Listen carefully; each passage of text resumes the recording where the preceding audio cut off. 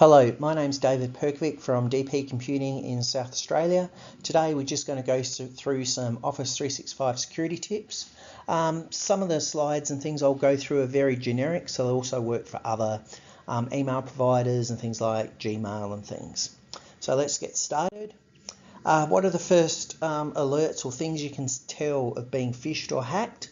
Is if you received an unknown or unusual or abnormal email from someone you don't know that has a document or message or some sort of link in there. You also may receive phone calls from people you don't know saying you've sent them an email that has a virus, or they're just wondering why you're sending them an email, or even people you do know. You may get calls from them saying, hey, what's this email you sent me? It seems strange, or there's something weird there. There could be suspicious bank account activities, or you have odd or bounced emails that you didn't send. There could be various changes or things that's happened after a password change. Unusual activity beyond your online accounts, like phone calls and things. Or sometimes these happen as well after someone's fallen from one of those online remote tech support things where someone's giving you a ring on the phone saying your computer's got a virus, and you let them remote in and do some things on your computer, which in theory most people don't know what's being done on their computer by these scams. You should be very alert for various emails you get from purporting to be from Dropbox or Microsoft or Office 365 or Google or anyone like that. Some are very well crafted that they fool even the experts, but most of them have generic or very generic, and also have spelling errors and grammatical errors. Even if you get an email from a colleague or someone you know and it all looks legit, but the email itself is something just doesn't quite feel right for you, just give that person a ring just to confirm it is a legit email. Also remember, Microsoft and Office 365 don't send out random emails instructing you to click here to verify an account. You should only give your account details to a verified employee or your IT admin. If you're in doubt, ring your IT administrator. You should also don't click on various links. Also verify that the domain that it's coming from is a direct match. Look for spelling errors and other anomalies. Just like in this example here, I've got the I in computing is an actual one. It's probably a bit more, I suppose, pronounced in other domain names, where an I, or they've got two L's instead of one L and things like that is in the email. So just be careful of things like that. The don'ts. Never click email links in an email or from a phone call. Wait until the email can be checked. Don't check an email or don't click on links when you're browsing email on your phone. Wait till you can get to a computer where you can verify those links. Also, when viewing suspicious emails, scroll the mouse over the links and look for oddities and illegitimacy, which I'll show in a couple of slides' time. It's also never a good idea to reply to all to a hacked email, because the actual hacker itself or the scam artist itself may be part of the reply.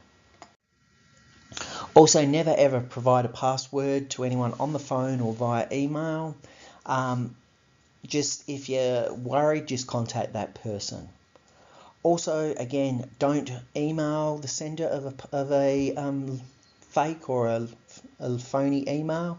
Always give them a ring to confirm that it's true, because you may be responding to the hacker, not the actual person you think you're responding to. The do's. Well, if you think one of your friends or associates has been hacked, give them a ring and see if it is legit. They may already know, they may not know. Also, change all your email account passwords and any other passwords of accounts you have. Also, contact your IT administrator so they can lock down your computer and any other accounts. Also, if you've clicked on a link on either on a website or in an email and it goes to some sort of login like a bank or an email account, don't enter the password because it's probably false, or a fake website that looks like your bank or the email provider. So when you suspect an account is hacked, actually go to your Office 365 account. Don't just click on a link in an email, go to the account and then check on your settings within the account. They're written here on the slides on what to do. So I'll just leave them up for a minute. Also, like check things like forwarding, automatic processing, rules, and so forth. Check your online signature, check your sent items to see there's no emails in there that you didn't send. Also confirm the rules in case the hacker is forwarding the emails to someone else or to a different folder or location. Also look for missing data like missing emails, missing contacts, missing calendar items and so forth. If something is missing, just check your deleted items folder. If it's not there, contact your IT admin who may be able to recover the item in question. Okay, here's some examples of a fraudulent email. See here we've got a link there which says file. If you just hold your mouse over where it says file, you'll get this other pop-up which will actually show you where that link is going to. And as you can see there, the message is purportedly coming from Dropbox, but where it's taking you, that link isn't Dropbox itself. It's somewhere totally different, which will probably have a virus on there. Here's another one. Again, if you read through the things, you'll see some of the actual, there's some spelling errors, I believe, in that one, and also the link itself here is wrong. And also just check some other things. It's purportedly coming from Microsoft, but you see where the link goes, it isn't Microsoft. This one has a whole heap of different, I suppose, things you can tell that it's a fake email. At the top here, it says it's coming from Amazon, but the domain name where the emails come from is Amazon Online, which isn't the same thing. And again here, the link it takes you to is nothing to do with Amazon. Link here is nothing to do with Amazon. And you've got some poor grammar here and also down here. Okay, so just double check all those things. They're all signs that your email or that's a fake email. So don't click on any of the links. If you do click on one of the links, contact your IT admin as you may be infected. Again, here we can see the various circles where there's various grammatical errors, lowercase instead of uppercase.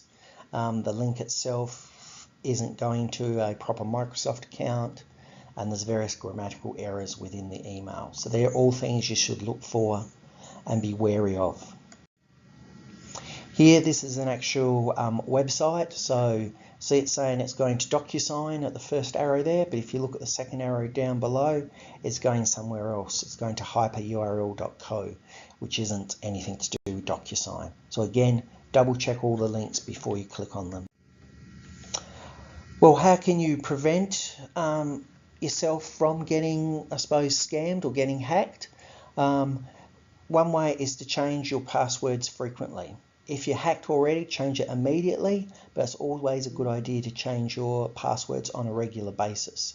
Also have two-step verification or multi-factor authentication set on your accounts. Most cloud and free email programs have two-step authentication or an app password setting. You need to just go into the settings or configuration and add that on or turn that on. If you have any issues, contact your email provider. Also, don't use your company email address for social media, your Facebook or things. Use a private email address. If you don't have a private email address, just go to Gmail or Hotmail and create your own email account there. Also, if you're a professional, social media professional, and you use different social media websites, try, if possible, have a different email address for each account. That way, if one account's hacked, all your other accounts won't be hacked at the same time. What is two-step verification and multi-factor authentication? Well, it just prevents hackers getting into your account by using your password. If they hack your password, it won't be enough for them to get into your account, because there's a third or a second sort of step that's needed. For two-step authentication, that can be a text to your phone or an email to an account and things.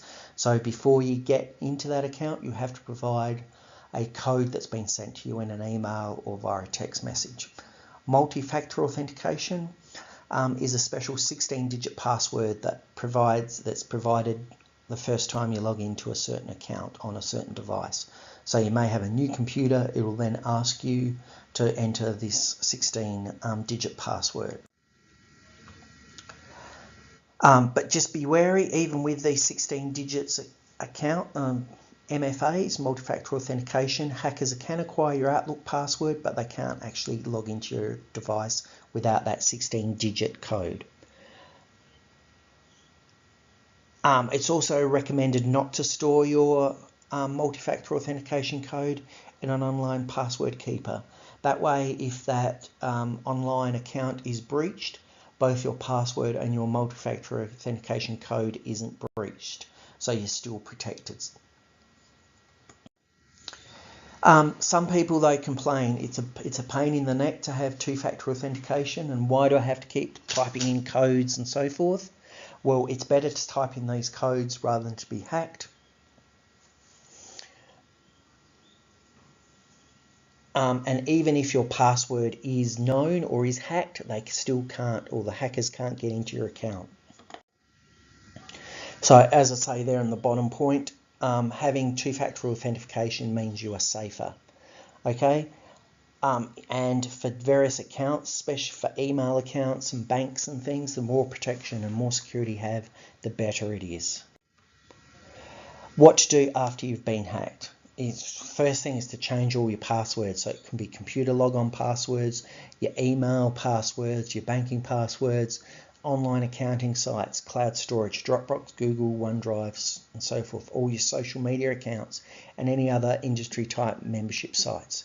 Also scan all your computers for malware and get a spam and malware filter for your company domain. So all the emails coming in go through a filter to hopefully stop any problems happening in the first place. To deal with spam, you should check out your anti-spam or antivirus filtering provider. Also, maybe create some rules to filter out junk emails.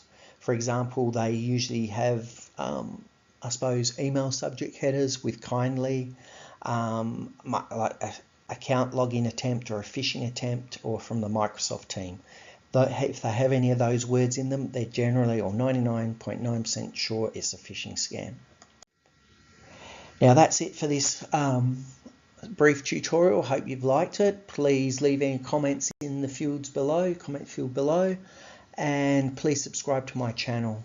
There's a bit about what we do, and here's just a link of our website and also our social media sites. So please like us on YouTube, Facebook and Twitter. Again, thank you for watching, and I hope to catch you next time. Bye for now.